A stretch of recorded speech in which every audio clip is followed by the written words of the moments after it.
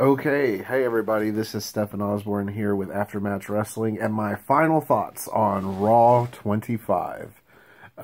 We just got done with the segment where they basically brought out Braun Strowman and then Kane and separated him in the ring with a line of superstars. And then Paul Heyman came out and cut a different promo. Essentially the same, but he changed it up and gave it a little more feel for the fact that the Royal Rumble is coming up soon, and also the fact that Brock Lesnar, was not coming out there to just have a face-to-face encounter. He was coming out there to kick some ass, and he came out. Braun Strowman met him up the aisleway, wasn't waiting for him to get in the ring, and got clocked with a clothesline. And then he gets in the ring, ends up putting the F5 on Kane, taking Kane out of the situation, and then Brock Lesnar turns around and beats up on Braun Strowman and puts him through the table with his finisher, and then stands tall, and that's the end of the show. And I'm a little... I mean, it was a good ending, I guess, for any Raw, but it wasn't a great ending for any Raw, let alone a great ending for Raw 25. Little underwhelming, putting somebody through a table. We've seen Braun Strowman put Brock Lesnar through a table tons of times. He did it twice in one match, I'm pretty sure, at whatever pay-per-view, Great Balls of Fire, whatever it was, where Lesnar faced, what, three other guys. It was a fatal four, whatever it was. We've seen that. It doesn't need to be the ending of a Raw 25. I would rather see a non-violent ending to a Raw 25 that was different than that. So it's a little lackluster, underwhelming for me. Overall, I was happy with the show. Probably only because The Miz won the Intercontinental Championship back from Roman Reigns.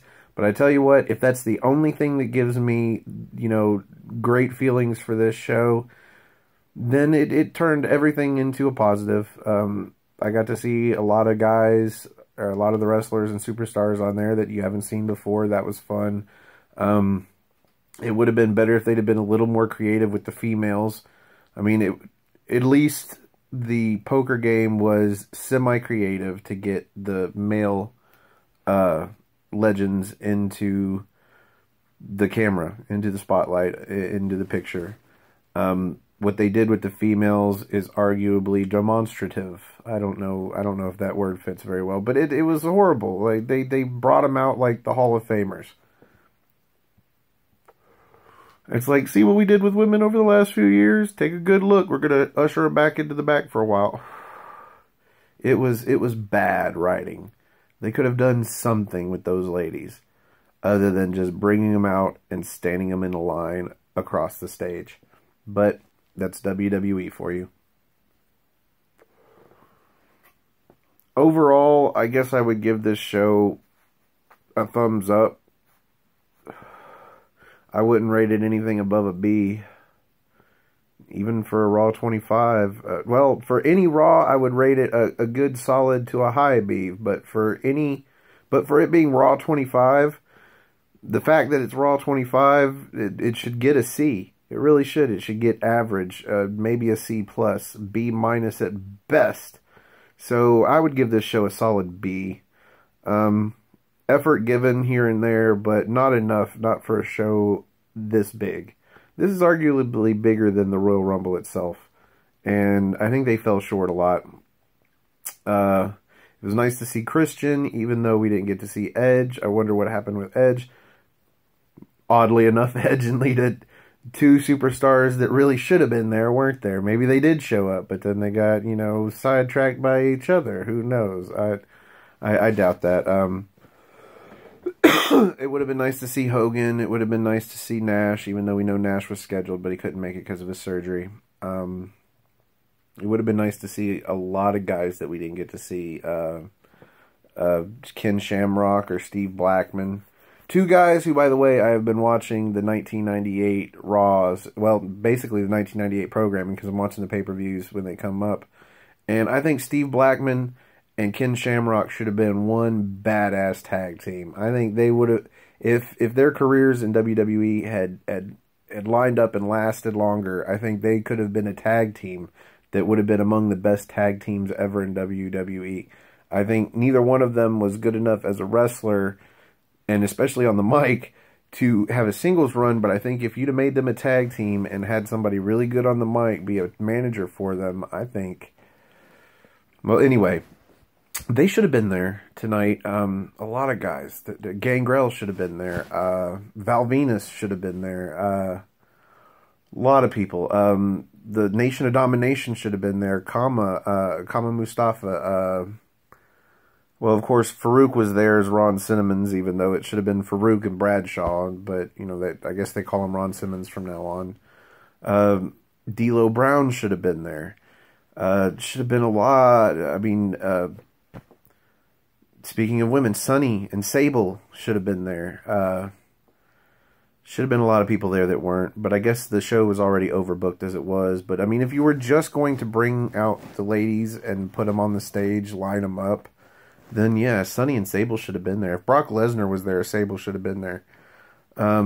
Maybe they don't want to acknowledge Sunny and Sable because that was the less, let's say, attractive side of their female division back when it was all just about physical attraction and, what was the original, the evening gown match that precluded the bra and panties, just straight up bra and panties match, you know.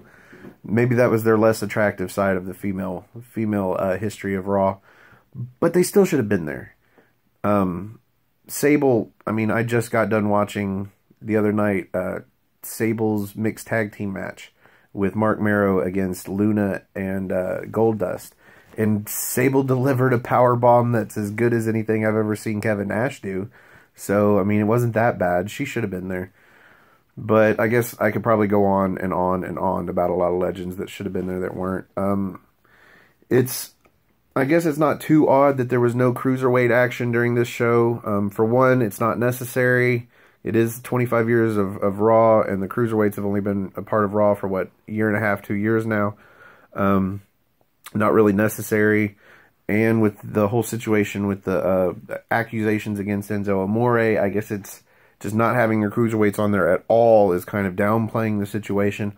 Although I did see the purple cruiserweight logo across the screen during the pre-show at one point, but you couldn't hear or see anything going on. All you could see was the announcers in the pre-show booth. So maybe they had something during a dark spot on the show with cruiserweights, but otherwise, televised-wise, there were no cruiserweights, which is a shame. If they were going to have that tag match with Heath Slater and Rhino, a terrible tag match, they could have had a cruiserweight match, as far as I'm concerned. And the cruiserweights, I think, would have put on a better match than that. Anyway, again, I give Raw 25 a B. A solid B. Not a B+, not a B-. I'd give it a B because for any other show, it would have been a really good show, not a great show. For any other show, it would have been a good show. But for Raw 25, I think it was just maybe better than average for a big time Raw. Like, I think Raw 20 or Raw 2000 or Raw 1000, I think both those shows were probably better than this show. But anyway, thank you guys for joining me this Monday night on a trip through Raw 25. And hopefully I'll get more videos up and I can get some more subscribers. And the ones that I do have, you guys, please comment below. Add me on Facebook. It's Stephen Osborne, or on Twitter, Stephen R. Osborne. And talk to me about wrestling. Please, guys, talk to me about wrestling.